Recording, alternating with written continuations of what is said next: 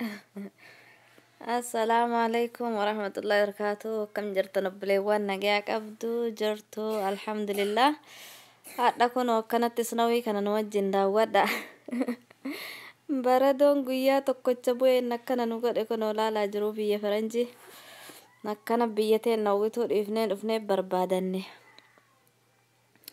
قوفا قرا بردو قوي ما تكو وجنو تقديبو. Baradon guyyaa tokkoon akkana lafa godhee kunoo karaa deemnu nu dhoggee akkanatti ofirraa harataa jirra. Daawwadha. Halcema adii lafatti gadi naqan fakkaata.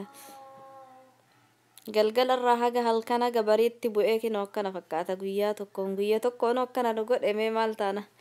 Ganaa ji'a 5 haga 6 akkanatti nutti gadi rooba. Gubbaan baradoo lafti qorra achiin qufa. Qofaallee nutti gadi dhiise nu wajjin daawwadha. Kinoo laala harcema lafatti gadi naqan hin fakkaatu akka inni jira.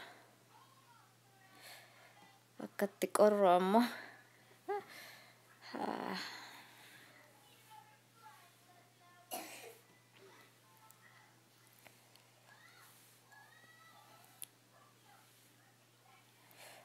manni makiinaan karaan namni deemnu muuqi.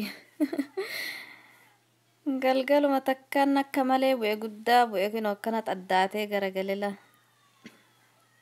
Makiinaan mul'atu irraa kanatti hooqani.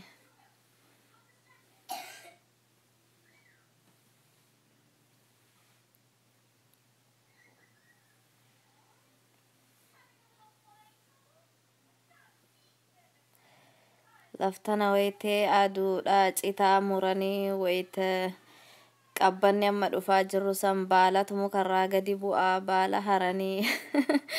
Wayita barafi dhufu akkana baala ofirraa haranii. Hin dhumatu ka'isa kinoo laala akkanatti karaa madditti namni karaa deemu hunda isaatiyyuu akkanatti ofirraa hare. Karaa makiinallee haramee hundatti qaqqabanii. Akkanatti haga ji'a 5 fi 6 walirratti oltuu lama siniin jedha. Kana fakkaataatti boohara inshallah.